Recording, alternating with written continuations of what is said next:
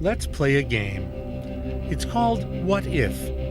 But first, as in all stories of mystery and intrigue, we need some background.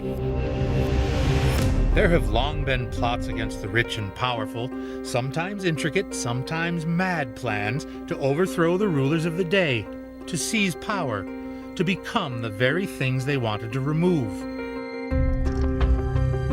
Usually, such plots were hatched against a person or persons at the height of their power, when they least suspected it, but when action seemed most necessary.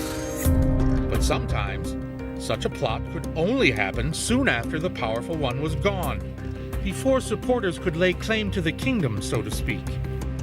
And such plots did happen, not just in ancient Memphis, Egypt, but also in Memphis, Tennessee, in the 20th century. Now, there have always been grave robbers, those ghoulish types with no fear of retribution from the spirit world, no respect for the trappings of the dearly departed. Those who would be paid for stealing the bodies of the rich and powerful, for those bodies could be held hostage, just as if the person were still alive. So back to our game. What if, in 1977, in a place called Memphis, Tennessee, lived a man named Bubba?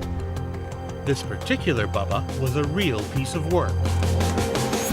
I wanted to explore everything. I wanted to get into the drugs, the alcohol, the girls. We'd stick a crack pipe in their mouth. The next thing you know, we had another prostitute out there in the hotel hustling. I started selling drugs to them, and just one thing led to another, and it just got constantly in trouble and constantly in and out of jail.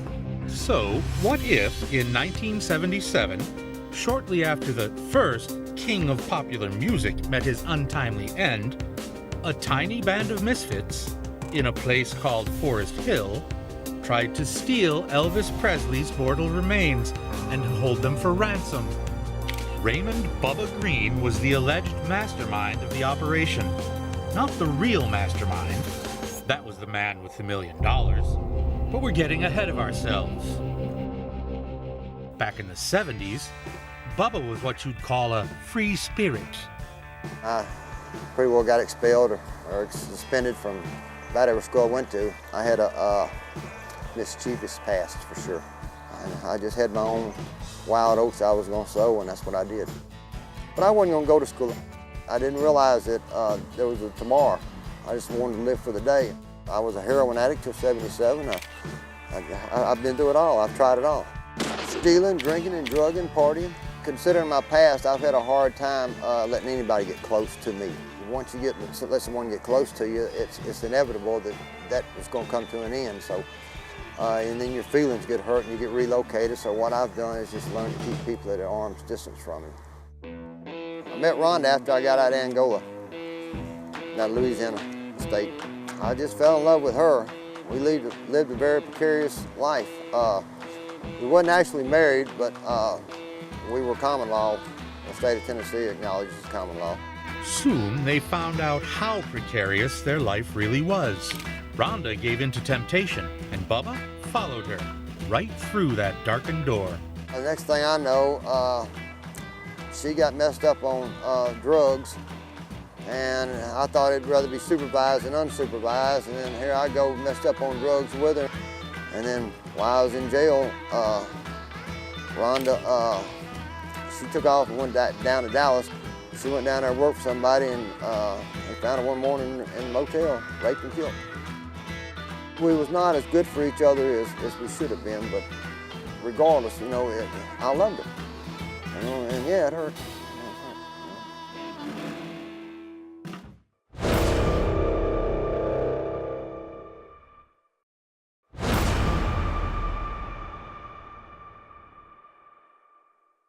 Elvis didn't even register to me. It didn't bother me whatsoever that Elvis died. He was just dead. Yes, Elvis Presley was dead. The flames of his burning love extinguished. But what if certain people began plotting in mysterious ways, plotting to make more money off of Elvis? Even though the primary resident of Heartbreak Hotel was now nearer my God to thee.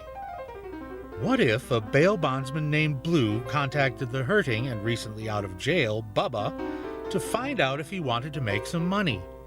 Stranger things have happened. Bubba Green met with the mysterious stranger, the man with the $1 million. Blue Baron, he called me up one day and he knew I needed some money to pay my bonds. And he asked me if I was interested in making some money, and naturally I was. And he asked me to meet him at the Luau restaurant on Poplar Avenue across from East High School in Memphis. I went out there and he introduced me to this guy, and the guy asked me if I was interested in making $1 million. And my antennas went up, but yeah, I most definitely was interested in making $1 million. And then he asked me, what would I do for $2 million? And I told him off the top of my head that my mama wouldn't say for $2 million. Could this be for real? $1 million? Or $2 million? To do what exactly? The mysterious stranger made an impression on Bubba Green, all right. Whether good or bad, we can't be sure, but he definitely had a plan. Bubba decided to see where this might lead. The stranger was cautious, but also well prepared. I followed him back over to the Holiday Inn, and he went in there and he asked me if I had any weapons on me. I had a knife, and he took that, and he set me down, and he went back in the other area and come back in there, and he had 2 briefcases and laid them down. And one of them he opened up, and he had pictures of Forest Hill Cemetery. And aerial photographic pictures, as a matter of fact, with feetage, marked off footage from fence line to streets to where the mausoleum where Elvis was. And he had copies of receipts for like a casket. I think it weighed 948 pounds. I think an 80-pound brass lock from Oklahoma City that was on the casket. He wasn't sure about the plexiglass bubble, but the dimensions of a plexiglass bubble. And it was just accumulated information. And then he showed me $1 million. It looks like a lot of money. I wondered if it was real. I wouldn't know if it was counterfeit or not. That's kind of what I was thinking. It was counterfeit money. I thought it was a lot of money. I know why he took my knife now, but I was kind of thinking he ought to be afraid. But who was this man? This stranger with the briefcases? One full of information, the other full of cash. Could he be trusted? He was cool, calm, and collective. That's probably why, he told me he was going to ask a $10 million ransom for the casket. But, I don't know if I bought that story, but I didn't even care. I done seen $1 million, assumingly $1 million. I didn't count it, but I did look at a couple of them bills, and they looked like if he could pass them to me, I figured I could pass somebody else. So, it was starting to get interesting. And he offered double that, so, he got my attention. He said it's from Cincinnati. Come to find out down the road, I think Cleveland, Ohio would probably been a better assessment. But he just an average 6-foot white guy that sounded like a Yankee. What if somebody offered you $2 million to steal a dead body? $2 million to hijack a body from a mausoleum in a cemetery. Elvis's body. But how would it begin? How would a guy like Bubba Green put these wheels in motion? Bubba decided to move quickly. I think it started out like on Wednesday or Thursday, and I made the attempt that Friday. I knew a safe burglar, and he had cutting torches, and the mausoleum had the iron gates on them. And the casket was up in there. Well, we would have got the casket out. He was equipped to get whatever it was out of the concrete. He had acetylene torches like scuba diving tanks to, cut into the gates, whatever. We cut the lock off, open the gates, and pull the casket out. We just needed 4 people. 4 people, starting with Bubba and the safe burglar, Mike, who had the tools to get them into the mausoleum where Elvis's body lay. And I needed 2 more people just to pull the casket out and carry it. Mike, him and I devised a scheme to, there was an appliance company in Memphis, and he was gonna get one of the trucks off the loading dock, and we was just gonna steal the truck, appliance truck, and use it to put the casket in. So Bubba began to fill out the rest of his crew. Next up, a friend and fellow junkie named Bruce Nelson. I knew another old boy, he was a heroin addict too. and him and I ran around off and on for a few years together. And I asked him, and he was willing to help. I offered him $40,000, probably to give him 60. Mike offered him, I think, 75, and probably would have given him 100. I was getting $2 million, you know. I wasn't trying to be too greedy, but I wasn't going to give it all away either. You know, I was going to pay my bonds and then sell the Caribbean with a couple of smugglers I know. But anyway, so I needed one more guy. Bruce, he suggested we contact this guy named Ronnie Atkins.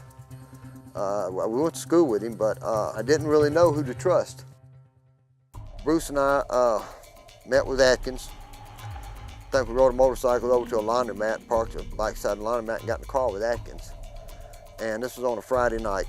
None of them knew exactly where we was going. Secrecy was key. Bubba didn't even tell his own crew what was about to happen. But there was a slight problem. Bubba needed to iron out a couple of wrinkles. Only thing I was worried about me is once I got the casket and got it inside the truck, what was I going to do?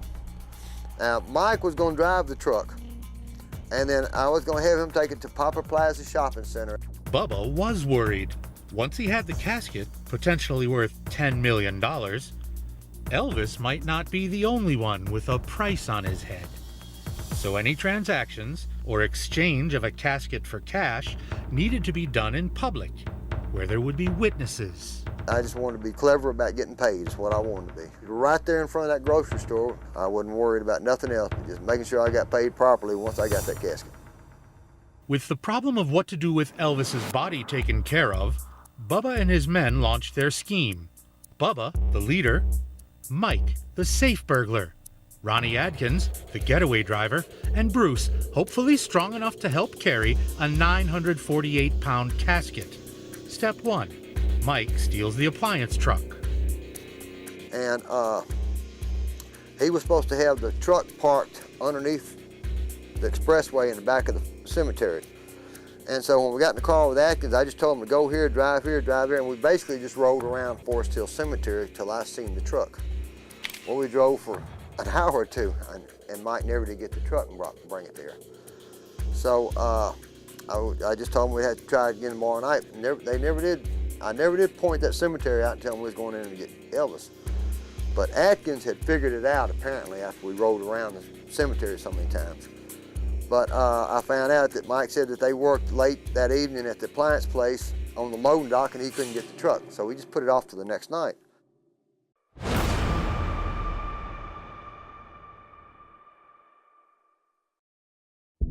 The first attempt had failed miserably. Would they try again? What Bubba and his boys couldn't know, not yet, was that their every move was being watched. So they did try again. I believe it was on a Saturday night. And then we went back again, and when we arrived to start running the perimeter, the truck was where it was supposed to be. Bruce and Ronnie, neither one knew exactly what we was doing. Oh, Ronnie didn't figure it out, but Bruce didn't. And I had them park, and I said, just wait here, and I got out, and I jumped the fence. And then I went to where Mike was supposed to be. Bubba was inside the cemetery fence and looking for a prearranged signal. A light near Elvis's mausoleum. That was supposed to be Mike, the safe burglar. He wasn't where he was supposed to be.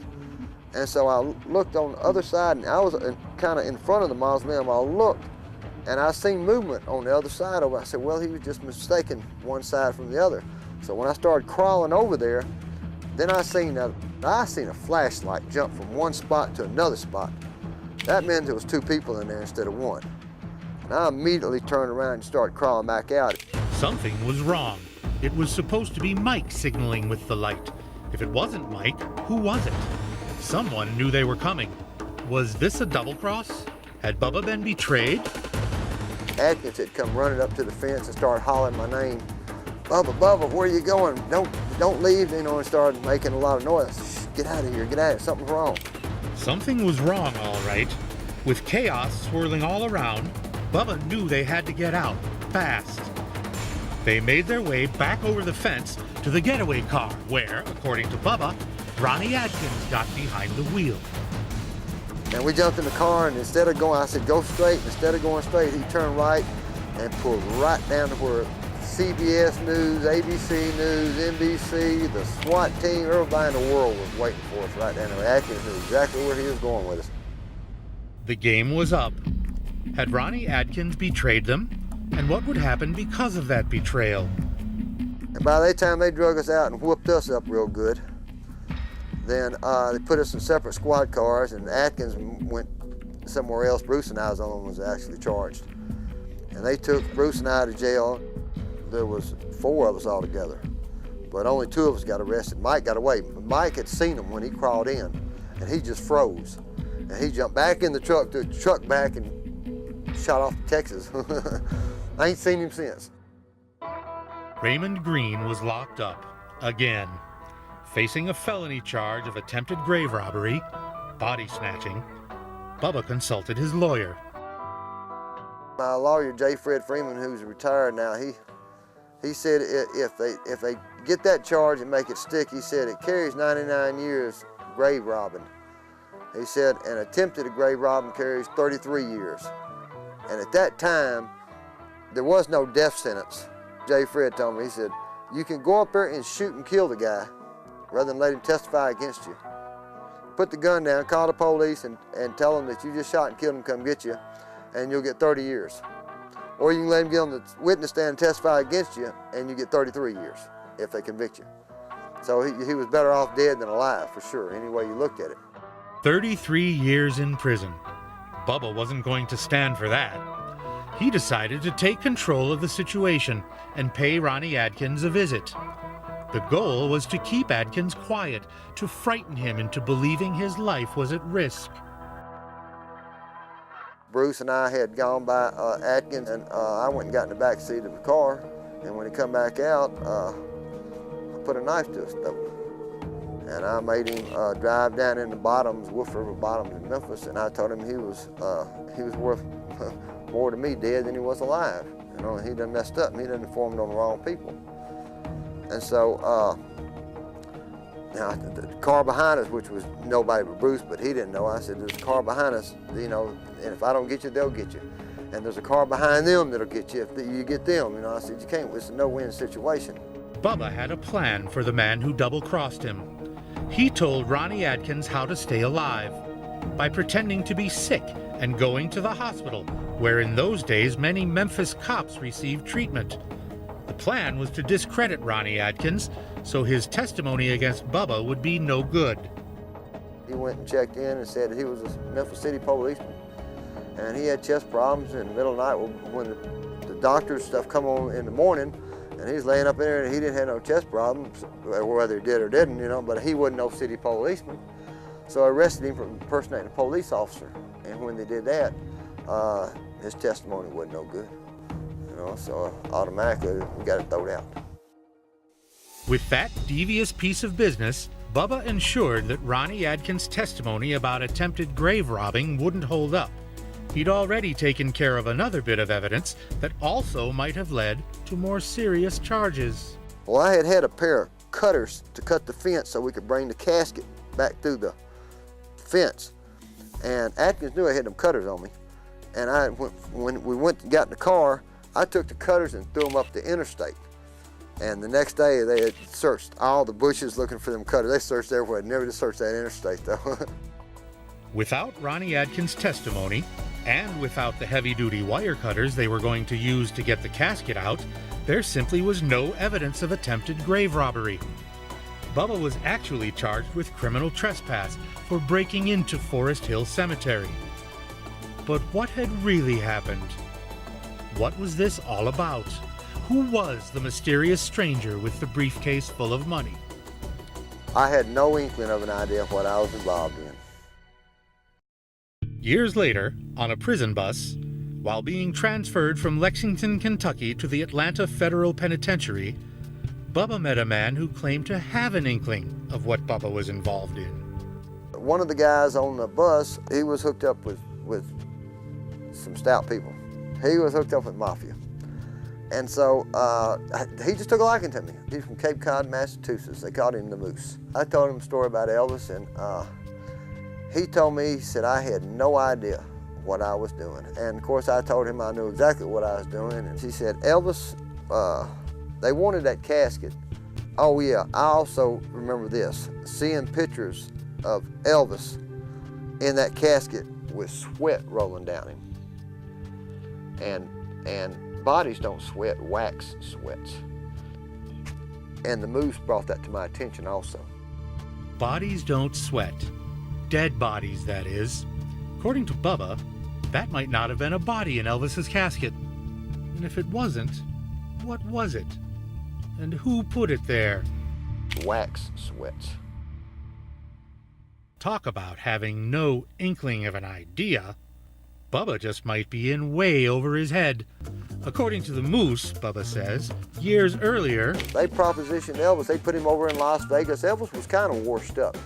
You know, he was getting heavy set, and he was just getting a little bit old. He didn't have the pizzazz that he had at one time. I mean, he had some good songs, but he was coming, his drugs were tearing him up. And they had put him over in Las Vegas and kind of did him like Wayne Newton, and, you know, gave him a little spot, and he was all humpty-dory. He could sing every day and made his little money. He could do his drugs and whatever he wanted to do. So now, Elvis is beholden to the mob. What would they ask of him? Somewhere through that duration of time, they had propositioned him to put some money on his plane and fly it out of the country. And Elvis went along with that. Now the mob is in bed with Elvis, according to the moose. And Elvis has a well-known fixation on law enforcement, which might even be called an obsession. Elvis, everywhere he went, he wanted a picture taken with the sheriff. He wanted to be deputized wherever he was going. He wanted to be a police, I think, undercover. He had done gone out with Memphis Metro narcotics people a couple times on drug busts. You know, he was a fanatic with that. He carried a 22 in his sock when he was on stage, and you know, he was just he was obsessed with that. But Elvis let him put the money on a plane. Then he let them fly. They flew it out of the country, but he let the FBI document them serial numbers. And when I don't know if it went to the Canine Islands or exactly where it come out, but when the money came back in, they followed that money. And they got 10 or 12 major members of the mafia arrested. But before them indictments come down, Elvis come up with this allegedly overdosed on drugs. Elvis allegedly overdosed? Elvis transporting the mafia's money using his private plane? Elvis with a .22 pistol in his sock on stage. How strange. And now we find out that very few people saw Elvis's body right after he died, according to Bubba Green. Why? They closed that hospital off, and hardly nobody get around that body when it, you know. It's just been a federal cover-up from the whole deal, and I think most of it's documented. You know, I'm sure it wouldn't be hard to research most of it and find out. You know? But the feds have covered it up, you know, and if Elvis ever shows up, they're gonna kill him. From what the moose was telling me, they had him in London one time at a hotel, and before they could get enough people there to get it, the feds got him up out of there. You know, but he's been seen. Have you ever seen as many impersonators of anybody in your whole life as Elvis? And one of them's probably him. If Elvis ever shows up, who's going to kill him? Could the mob and the feds be fighting over Elvis? If that's true, Elvis has to be... Could it be that word of Elvis's death was, like that of Mark Twain, greatly exaggerated? That's the biggest what-if of all. The moose was one that brought to my attention. He was mesmerized with me being so ignorant. Why Bubba? Why was he contacted by the mob, or the Presley family, or whomever was really behind this crazy scheme? Was it just a setup all along? The reason they asked me is they didn't want to be associated with it at all. They, you know, the mob is very secluded people. You know, if anything went wrong, they didn't want to be hooked up with in no shape, form, or fashion. So what if the mysterious man with the $1 million was connected to the mob, and Bubba Green was involved because the mafia wanted to keep their hands clean? Mystery solved. Or was it? Did Ronnie Adkins tip off the cops? Was a WMC TV reporter there with the Memphis police on their stakeout of Forest Hill Cemetery after calling to warn them that the caper was really going to happen? Was the culprit's getaway car pulled over on Elvis Presley Boulevard with a shotgun in the trunk? That's what one account claims. The body of Elvis Aaron Presley, along with that of his mother, was finally moved inside the Graceland compound on October 2nd, 1977. The Presley family had wanted all along for Elvis to be buried inside the walls of the estate, where presumably they could keep an eye on him, protect him against the likes of Raymond Bubba Green and his gang. On the other hand, what if Bubba Green was really the one in need of protection? Are you concerned about your statements to us today? I don't think I'm going to have to worry about it. If anything happens, I'm in God's hands.